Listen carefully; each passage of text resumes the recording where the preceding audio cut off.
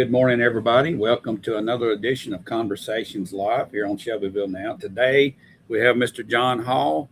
Mr. Hall is the director. I won't call you director, or head chief in the Bedford County Warming Center.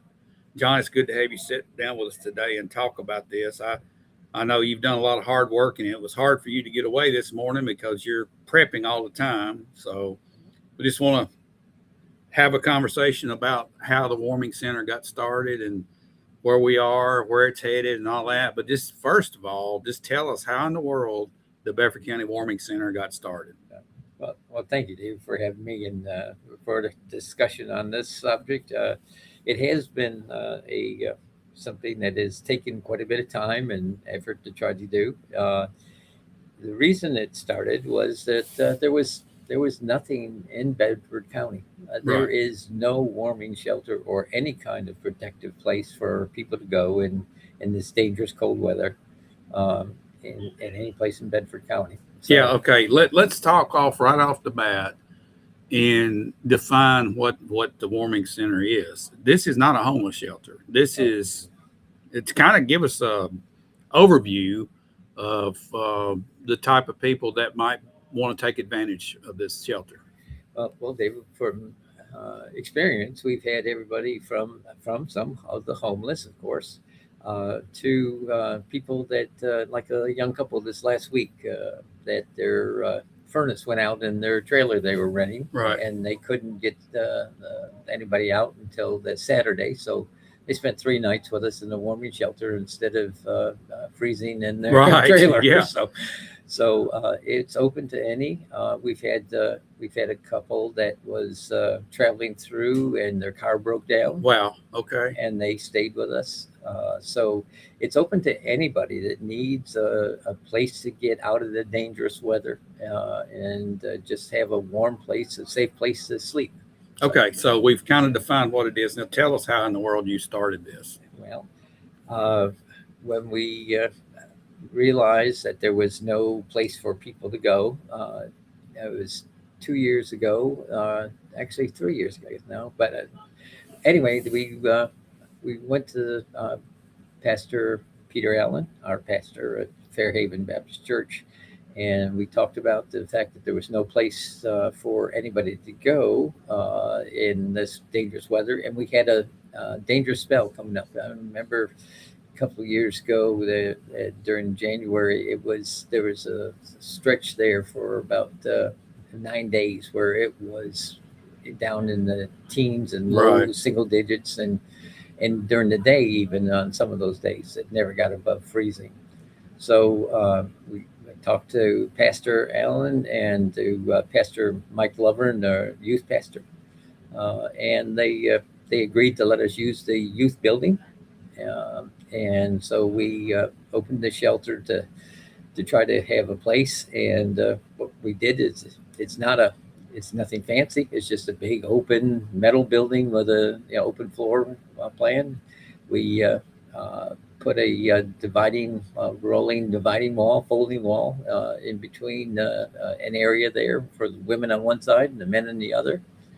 And we just started putting cots up and letting people come in out of that weather. Okay. And from there, it's just been growing from that. We now provide the shelter provides a place for them, a safe, warm place for them to sleep, an evening meal.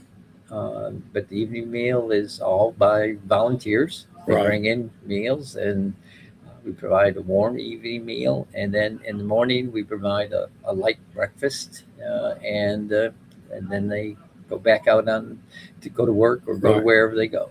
Okay. So what are the hours that you're currently running? Well, the hours that normal operations are from 6 p.m. to 8 a.m.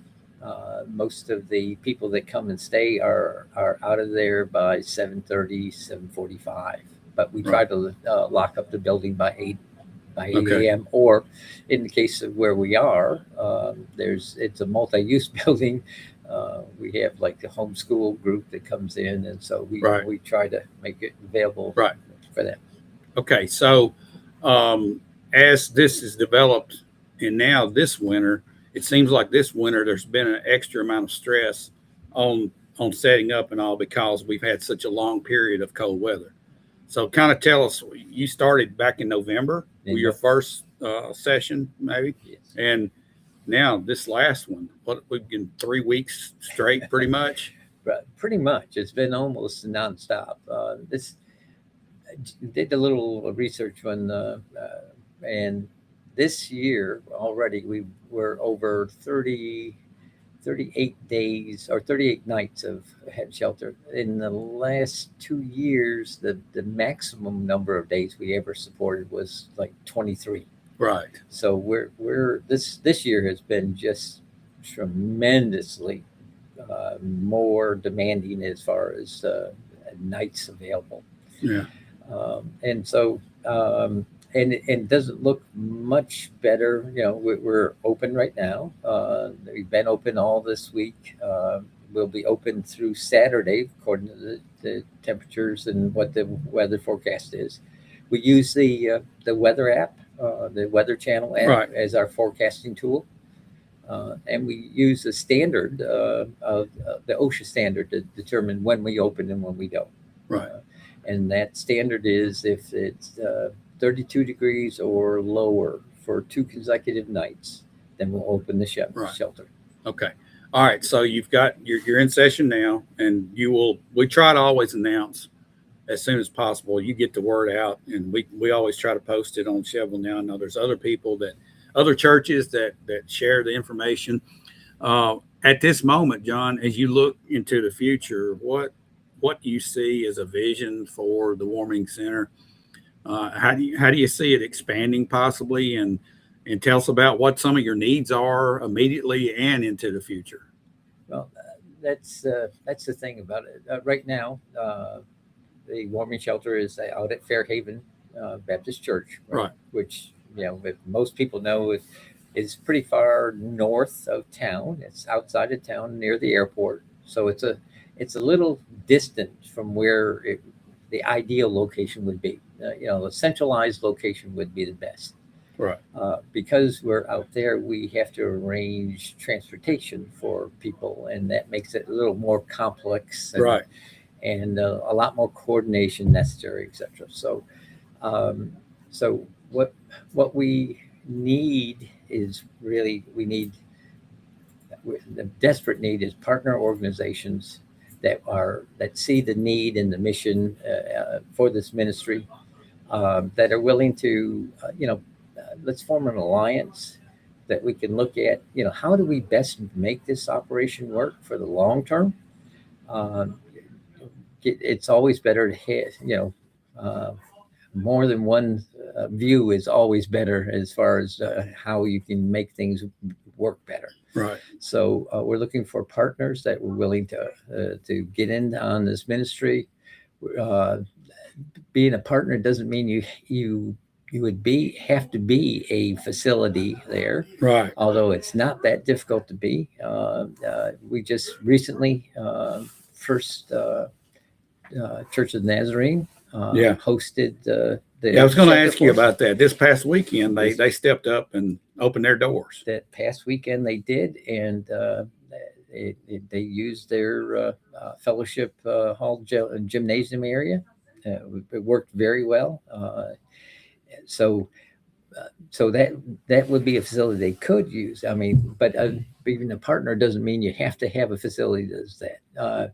Partner means that you see the need for the mission, and that you have people interested in meeting that, and that you have people that are interested in helping set the policies, the procedures, the vision, where we're going, and all like that. So I know you've had a lot of help. You've had a lot of people step up and donate food and that type of thing. And right now, what is your greatest need to get through the rest of this year? Well, for the rest of this year, that varies because of the weather. You don't know when it's going to end, do you? When we need, and how much we're going to need when we need. But I will say that the community has been very, very supportive. I mean, we have had great support, both individually and by businesses, and some of the churches and the community have really contributed. So we're we're meeting the needs of what's needed for the shelter. The biggest need is hands and feet, Right. people that are willing Okay. to help their people. Describe what you would need. I know you've got monitors that come in and help. Right. Give a description of what that job entails. All right. Well, as a monitor, what you're doing is you're actually giving your time coming in. You're spending the evening. The way our monitors come, they come in just before the hours of operation start, and they actually stay the entire night, all until the next morning when they leave. Their main role is just to check people in. We have a process where when they come in, everybody logs in. We make sure that they check in all their stuff, and we keep it in a controlled area for them. Make sure everybody has an assigned cot and blankets if they, and then we help set up the meal. Volunteers make the meal and bring it, and we don't cook there.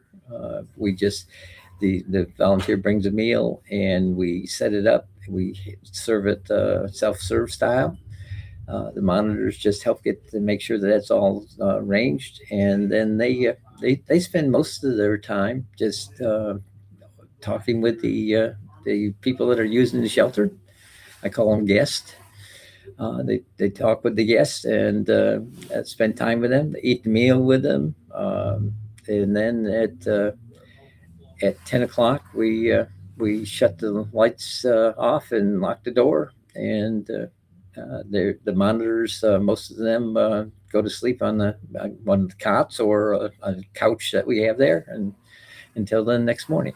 Okay, so you don't know when this year's going to end, but you still could use some help. I mean, if somebody wanted to help, how would they reach out and say, "Hey, I'd like to help"? Yeah. They can always call me. Okay. My number is 931-639-3321. We have it posted on every Right. public service announcement Right. we do. And if they want to volunteer for a meal, they can call. My wife has become the coordinator for the meals. Okay. All right. Yeah. Kind of take that off me. So, and her number is 931-639-3320. I will post these numbers in the comments. Okay. And I think that might help everybody because it's hard to remember the number. Yes. And if you don't have a pencil, you can't write it down. So I will be posting these in the comment section. So okay, appreciate doing that.